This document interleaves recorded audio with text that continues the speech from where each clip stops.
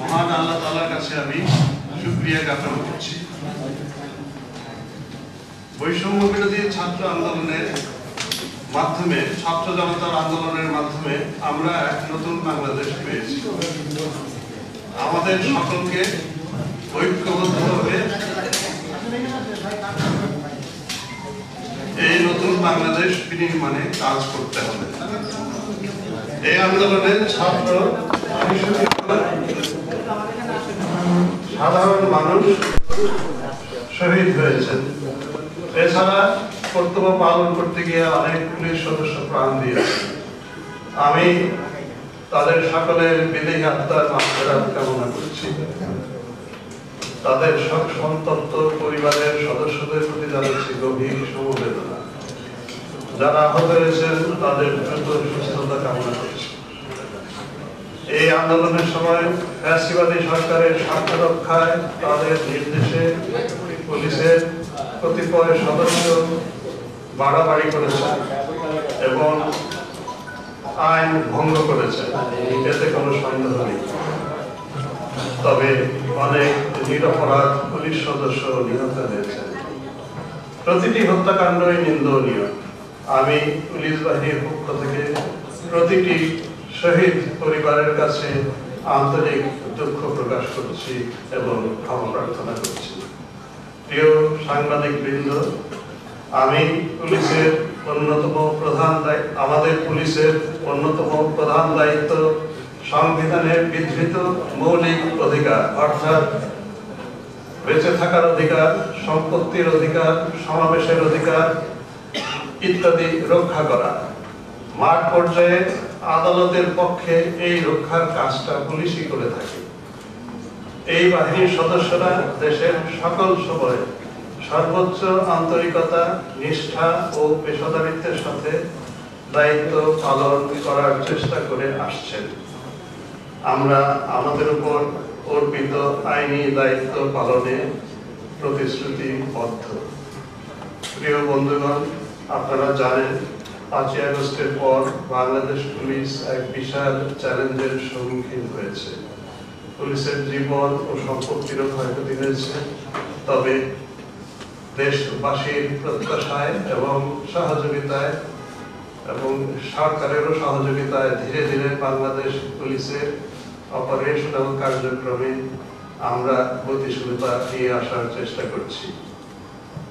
এক্ষেত্রে বৈষম্য বিরোধী ছাত্র আন্দোলনের নেতৃবৃন্দ, দেশপ্রেমিক সশস্ত্র বাহিনী, বিজিবি, আনসার, কোস্টগার্ড, রাজনৈতিক নেতৃবৃন্দ, গণমাধ্যমের কর্মী, আপনারা সাংবাদিক বৃন্দ, সুশীল সমাজ, দেশের সম্মানিত সকল নাগরিকরা আন্তরিকভাবে আমাদের সহযোগিতায় এগিয়ে আসছেন। আমি সেজন্য তাদের সকলের প্রতি কৃতজ্ঞতা প্রকাশ করছি।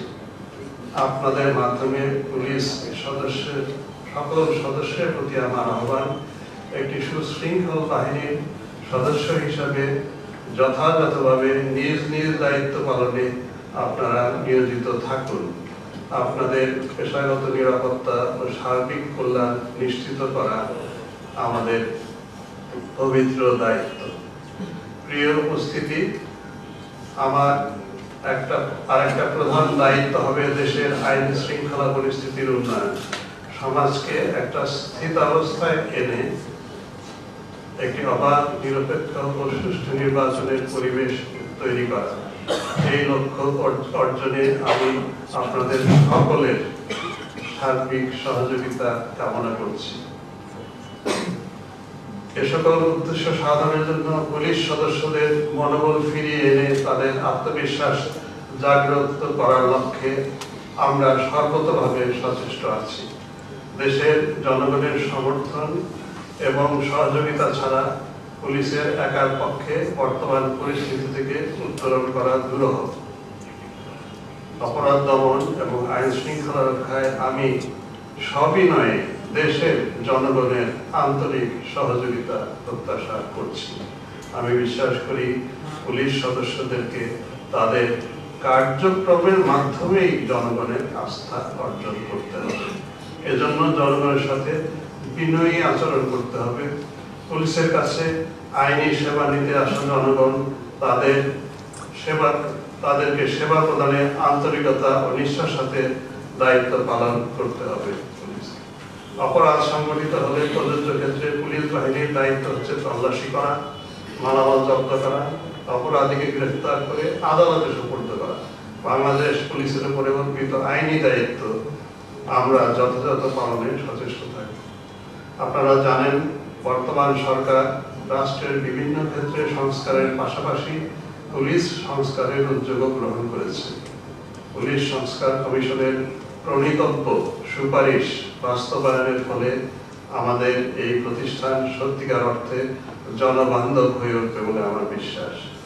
পুলিশ বাহিনীর সদস্যদের কোনো ধরনের দুর্নীতি, অসৎ আচরণ বা শৃঙ্খলা ভঙ্গের ঘটনার ক্ষেত্রে আমরা কোনো ধরনের ছাড় দেব না।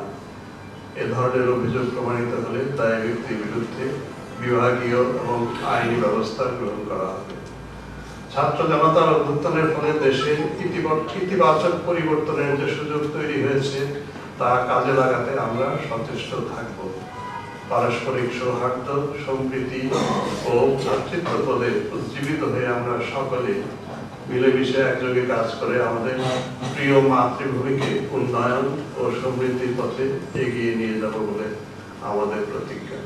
প্রিয় সাংবাদিক বন্ধুরা, আমরা সবসময় আপনাদের সার্বিক সহযোগিতা পেয়ে আসছি। আমরা আপনাদের গঠনমূলক সমালোচনা ও পরামর্শ করতে আশা করি। বাংলাদেশ পুলিশের প্রতি আপনাদের এই সহযোগিতা আগামীতেও অব্যাহত থাকবে বলে আমি বিশ্বাস করি। আমাদের আজকে এই অনুষ্ঠানে উপস্থিত থেকে আপনারা আমার বক্তব্য শুনেছেন, সেজন্য আপনাদের সকলকে আন্তরিক ধন্যবাদ। আমি সকলের সার্বিক কল্যাণ ও মঙ্গল কামনা করছি। আল্লাহ আমাদের সকলের সহায়। ধন্যবাদ।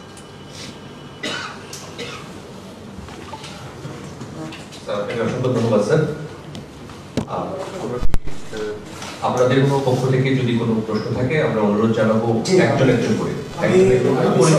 আমি সর্বরকম মাননীয় আইনজীবী মহোদয়, আমি সর্বরকম দেশ সরকারের কাজ করি।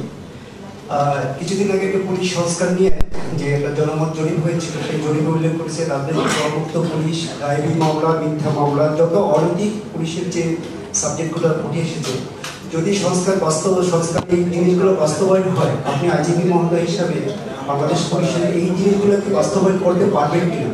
এখন কিন্তু অনেক মিথ্যা মামলা হচ্ছে, অনেক মিথ্যা মামলা, এদিকে আইনজীবী মহোদয় অনেক মিথ্যা মামলা হচ্ছে, যে মিথ্যা মামলা যে অনেকে দেখা যায় যে হত্যাকাণ্ডের সঙ্গে জড়িত না, কিন্তু তাদেরকে আসামি করা হচ্ছে, অনেকে চাঁদা চাচ্ছে। এই জিনিসগুলো মনিটরিং আওতায় আসবেন কিনা? যারা নিরাপরাধ, সবসময় আপনারা বলে আসছেন যারা নিরাপরাধ তারা মামলা থেকে বা